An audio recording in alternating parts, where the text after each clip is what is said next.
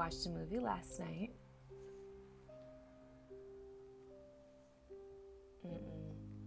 Color of Space is about when a meteor hits the backyard of a family's secluded farm and strange, bizarre things start happening to that family that could be apocalyptic, which could endanger the entire world.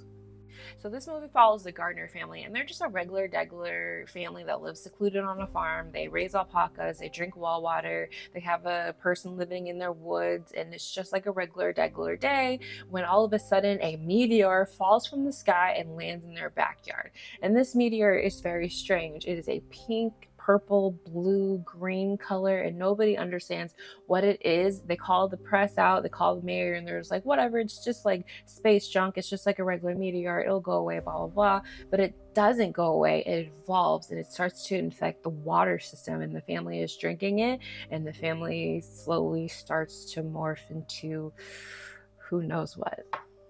If you like the movie Annihilation, you might like this movie. So this movie furthers my point of not every story can be or should be told visually. Some stories need to be left to the reader's imaginations. If you're going to do an adaptation of something, I feel like you really need to pick and choose what is important and what is the true story of the story that you're interpreting in order to bring it to screen. In this movie, I felt like they were trying to put everything on screen from that short story instead of conducing it to something that could have been a pleasurable watch. They didn't do a good job of adapting this story. It was just so boring and so dragged out, and there were so many characters. Although you want to stay true to the real story, but there were so many characters that could have easily been one person instead of two people. For the sake of a storytelling, for the sake of a visual storytelling, we didn't need everything that was in the Lovecraft short story.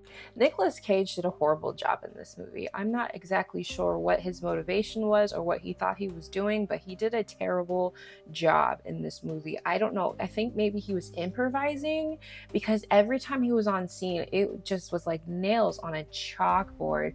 Everything was just dragged out. He was saying so much, but not saying anything at all. And when it comes to cosmic horror, after finally learning what that is, I can understand that cosmic horror stories are very hard to adapt visually, because a lot of what makes cosmic horror stories scary is our imagination. Have you seen this movie? Do you think H.P. Lovecraft would like this adaptation of his story? Like, comment, and share this video with your friends. I'm Hey Shantae, and what movie did you watch last night?